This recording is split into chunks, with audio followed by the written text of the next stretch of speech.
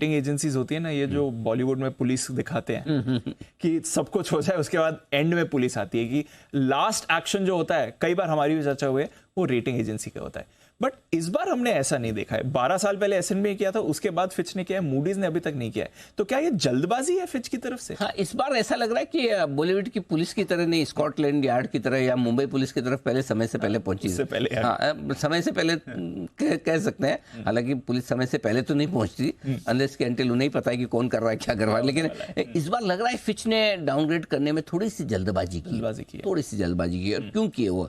उसका ये कि जो उन्होंने सबसे बड़ा कारण दिया वही डेट सीलिंग का दिया है। और डेट सीलिंग का कारण है ना, अमेरिका के फाइनेंशियल डिसिप्लिन के साथ साथ पॉलिटिकल ज्यादा है। अगर आपके डेट बढ़ रहे हैं, खर्चे बढ़ रहे हैं और आपको उसके लिए उधार लेना है, तो डिसाइड कर लो ना बैठ के।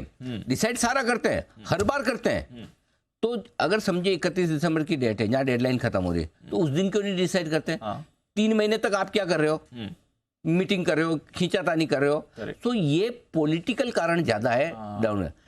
भाई आपकी डेडलाइन आ रही है, उससे पहले कर लो ना, लेकिन कर नहीं रहे ना अमेरिका वाले। सो ये फिच का घटाने के पीछे फ्रस्ट्रेशन है।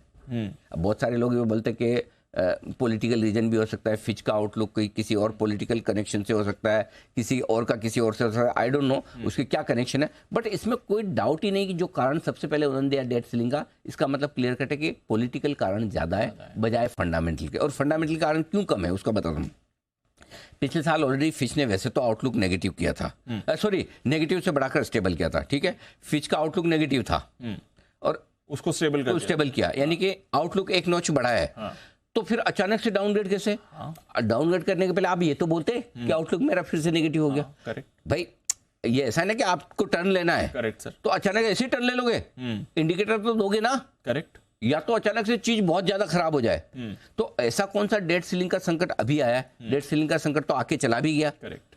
ऐसा भी नहीं कि डेट सीलिंग क्लियर नहीं हुई हो और उस समय घटाई हो तो समझ में आता। राइट। तो ये सब क्लियर होने के बाद घटाया, बिना इंडिकेटर दिए टर्न मार दिया आपने।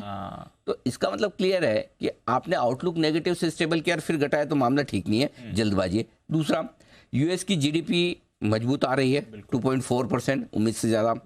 फंडामेंटल्स उतने खराब है नहीं, कंपनियों की कमाई फर्स्ट क्लास आ रही है।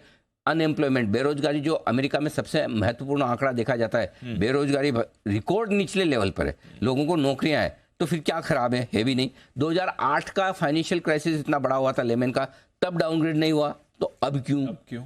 एस&पी ने 12 साल पहले किया था 2011 में, और तब से न मूडीज ने किया न फिच ने, अभी क्यों? ठीक है। और अमेरिका की ट्रेजरी लोग अभी भी सबसे ज्यादा सेफ मानते हैं, तब भी आप डाउनग्रेड कर रहे हो। तो इस बार पक्का है फिच ने मतलब समय से एक्शन नहीं लिया या जल्दी नहीं लिया, जल्दबाजी में लिया। जल्दी एक्शन लेने में और जल्दबाजी में फर्क है। ये मामला जल्दबाजी का हो गया, और इसीलिए आप देखें ना मार्केट का रिएक्शन जो है बहुत ही लिमिटेड, नहीं के बराबर है। नहीं के बराबर। इनफैक्ट इसी पर पूछना था, पिछली बार हुआ था, अब तो हमारे पास एक ही दिन रेफरेंस का है, बट पिछली बार हुआ था तब मार्केट का रिएक्शन कैसा था अमेरिका? जिस दिन हुआ था उस दिन तो 5.5% घटे था अमेरिका के बाजार, और ऐसा लाइफ में पहली बार हुआ कि डाउनग्रेड हुआ। अमेरिका AAA से AA+ रह गया। तो उस समय सबको लगा कि अरे ये क्या हो गया, पहाड़ टूट गया, अमेरिका की इकोनॉमी अगर मजबूत नहीं रही तो दुनिया का क्या होगा। फिर अमेरिका वालों ने दुनिया को समझाया, देखो भाई ऐसा है, हम AAA थे, हम AAA हैं और हम रहेंगे। और अगर हम AAA नहीं है तो AA+ ही सबसे बेस्ट रेटिंग है। हमसे बढ़िया कोई नहीं है। और जब मार्केट को ये समझ में आया तो पहले दिन 5.5% घटे, एक महीने में 4.5% बढ़ गए, ठीक है। 3 महीने में 13%, 6 महीने में 19%, 1 साल में 22% और 2 साल में 43% के रिटर्न आए। अब सोचो, रेटिंग डाउनग्रेड होती है तब तो मामला खराब होता है ना, लेकिन अमेरिका के बाजार जो दौड़े हो पूछिए मत। तो बड़ी तेजी हुई डाउ में, और नेस्डेक भी कमोबेश ऐसे था, नेस्डेक घटा 7%, ठीक है।